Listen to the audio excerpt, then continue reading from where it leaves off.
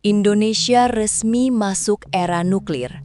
Setelah bertahun-tahun hanya jadi penonton, akhirnya ada keputusan besar yang bikin heboh. Rusia siap bantu Indonesia bangun PLTN pertama dan dampaknya bisa mengubah peta kekuatan Asia. Simak video ini hingga akhir dan semoga yang subscribe dilancarkan rezekinya. Usai menyelesaikan kunjungan kenegaraan yang syarat kehormatan di Pakistan, Presiden Prabowo Subianto tidak mengambil jeda panjang.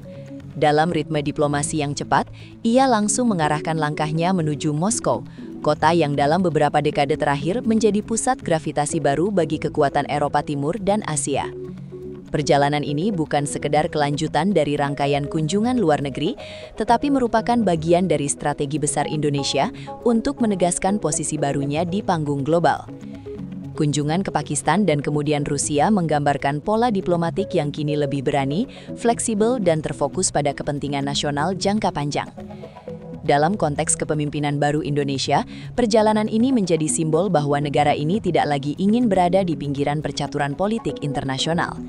Indonesia sedang membangun citra sebagai negara berpengaruh yang mampu menghadirkan stabilitas, menjadi penyeimbang, serta memainkan peran penting di tengah meningkatnya ketegangan antar blok kekuatan dunia. Setibanya di Moskow, Prabowo bertemu langsung dengan Presiden Vladimir Putin dalam sebuah pertemuan tingkat tinggi yang mencuri perhatian publik internasional. Ini merupakan pertemuan kedua mereka pada tahun 2025, dan fakta tersebut saja sudah cukup menandakan adanya kedekatan diplomatik yang semakin intensif. Intensitas pertemuan dua kepala negara dalam jarak waktu yang relatif singkat bukanlah hal yang terjadi tanpa alasan. Baik Indonesia maupun Rusia melihat momentum yang semakin kuat untuk memperkuat fondasi hubungan mereka. Dari sisi topik pembahasan, agenda yang diangkat mencakup isu-isu berat yang memiliki implikasi strategis jangka panjang. Kerjasama pertahanan yang melibatkan modernisasi peralatan militer, kolaborasi energi termasuk kemungkinan pemanfaatan nuklir, hingga perdagangan komoditas pertanian strategis seperti gandum yang dapat membantu memperkuat ketahanan pangan Indonesia. Semua pembicaraan itu memperlihatkan bahwa hubungan Indonesia-Rusia tidak lagi dibangun di level normatif, tetapi mulai bergerak menuju arah kemitraan strategis yang menyentuh kepentingan inti kedua negara. Pertemuan Prabowo-Putin terjadi di tengah dinamika besar dalam geopolitik global.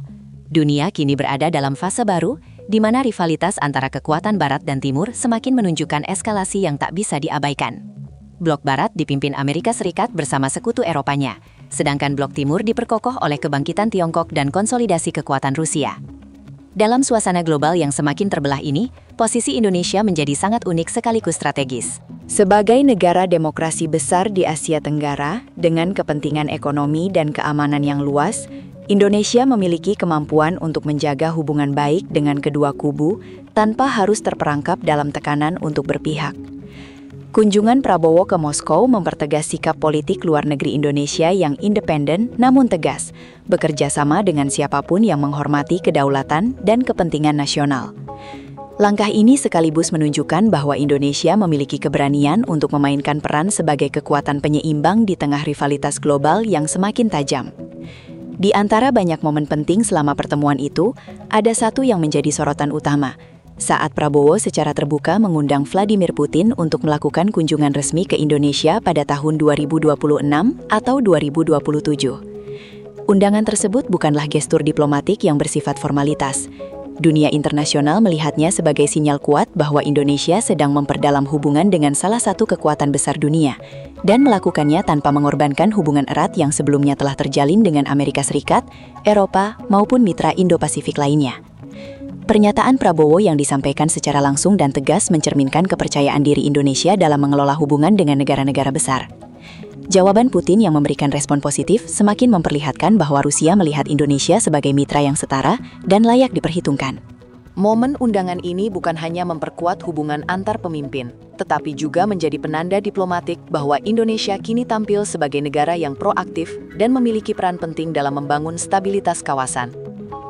Di balik gestur politik dan simbol-simbol diplomasi, pertemuan dua pemimpin ini juga menghasilkan komitmen konkret yang dapat membawa Indonesia memasuki babak baru dalam sektor energi. Rusia, melalui perusahaan teknologi nuklir Rosatom, menyatakan kesiapan penuh untuk membantu Indonesia mengembangkan energi nuklir sebagai sumber listrik masa depan. Tawaran ini bukan sekadar janji kosong. Rosatom merupakan salah satu pemain terbesar dunia dalam teknologi nuklir sipil, dengan pengalaman membangun, mengoperasikan, dan membiayai berbagai proyek reaktor nuklir internasional. Rusia menawarkan paket lengkap, dukungan teknologi, pembiayaan jangka panjang, transfer pengetahuan, hingga penyediaan tenaga ahli untuk memastikan Indonesia siap menjalankan program energi nuklir secara aman dan efisien. Bagi Indonesia, dukungan ini sangat relevan dengan kebutuhan nasional yang tengah fokus pada diversifikasi energi dan upaya dekarbonisasi jangka panjang. Komitmen Rusia menunjukkan bahwa hubungan bilateral kedua negara telah memasuki fase baru yang menyentuh sektor-sektor strategis dan berpotensi mengubah arah masa depan energi Indonesia. Dukungan Rusia terhadap program energi nuklir Indonesia datang pada waktu yang sangat tepat, ketika pemerintah sedang berada pada fase krusial dalam merumuskan arah baru sektor energi nasional. Indonesia kini memasuki masa transisi, di mana kebutuhan listrik terus meningkat seiring ekspansi industri, urbanisasi, dan pertumbuhan ekonomi yang pesat. Untuk pertama kalinya dalam sejarah, pemerintah menargetkan pembangunan pembangkit listrik tenaga nuklir berkapasitas awal 500 MW, yang diharapkan mulai beroperasi pada awal 2030-an. Kapasitas ini memang tampak kecil dibandingkan negara-negara yang telah puluhan tahun mengoperasikan PLTN. Namun bagi Indonesia, ini adalah langkah monumental. Proyek ini tidak hanya berfungsi untuk menambah kapasitas listrik nasional, tetapi juga sebagai tonggak penting dalam strategi jangka panjang untuk mengurangi emisi karbon secara signifikan. Di tengah tekanan global terhadap isu perubahan iklim dan upaya dekarbonisasi, nuklir menjadi opsi realistis yang mampu menyediakan energi baseload stabil tanpa jejak karbon tinggi. Pemerintah melihat bahwa membangun PLTN bukan hanya langkah teknis, melainkan investasi politik, ekonomi, dan sosial yang merefleksikan ambisi Indonesia untuk masuk dalam kelompok negara dengan teknologi energi maju. Sebagai pondasi institusional untuk mengawal proyek besar tersebut, pemerintah Indonesia membentuk NEPIO, Nuclear Energy Program Implementing Organization. Kehadiran lembaga ini menandai pergeseran besar dari sekadar wacana menuju implementasi nyata dalam pengembangan energi nuklir.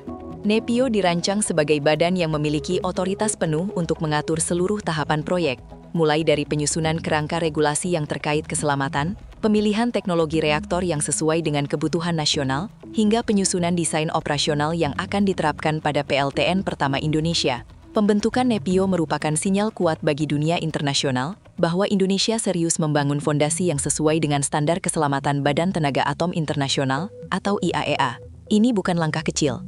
Banyak negara gagal atau mundur dari program nuklir justru karena tidak menyiapkan infrastruktur regulasi yang memadai.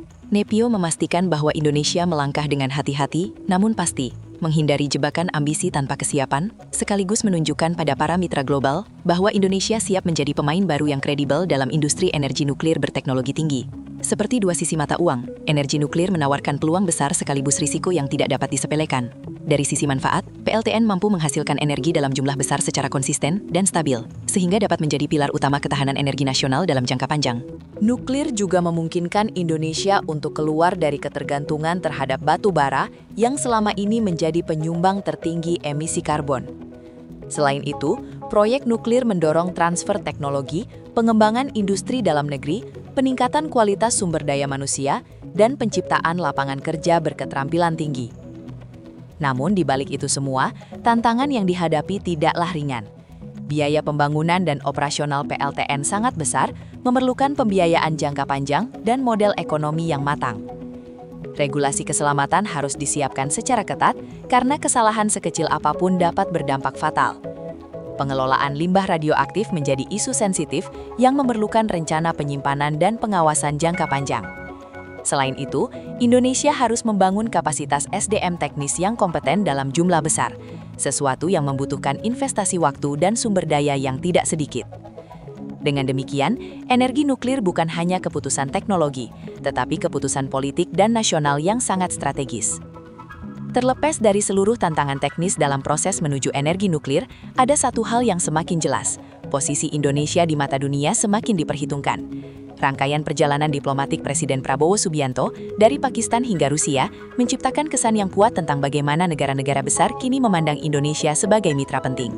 Sambutan kehormatan seperti pengawalan jet tempur di Pakistan, pertemuan intensif tingkat tinggi di Moskow, serta undangan langsung kepada Vladimir Putin, menunjukkan bahwa Indonesia tidak lagi dipandang sebagai negara regional semata, tetapi sebagai kekuatan yang berperan dalam menjaga keseimbangan geopolitik.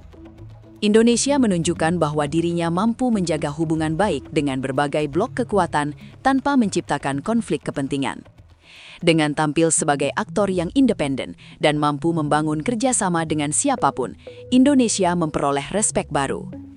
Diplomasi yang dilakukan Prabowo dalam waktu singkat mempertegas bahwa Indonesia kini berada pada jalur yang membawa negara ini menuju status global yang lebih tinggi. Kerjasama Indonesia-Rusia dalam sektor energi nuklir menjadi lambang dari transformasi besar dalam kebijakan luar negeri dan energi nasional.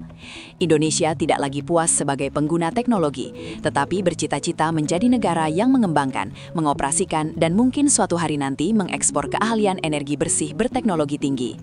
Di bawah kepemimpinan Prabowo Subianto, diplomasi Indonesia tampil lebih tegas, lebih berani, dan lebih modern. Dunia kini mulai melihat Indonesia sebagai kekuatan strategis yang tidak hanya besar secara populasi dan ekonomi, tetapi juga dalam pengaruh diplomatik dan visi jangka panjangnya. Babak baru ini menandai langkah penting menuju masa depan di mana Indonesia tidak lagi sekedar mengikuti arus, melainkan menjadi negara yang menentukan arah. Dengan setiap kunjungan, setiap kesepakatan, dan setiap upaya memperkuat kedaulatan energi, Indonesia menunjukkan bahwa ia sedang naik kelas, dan dunia harus mulai memperhatikannya.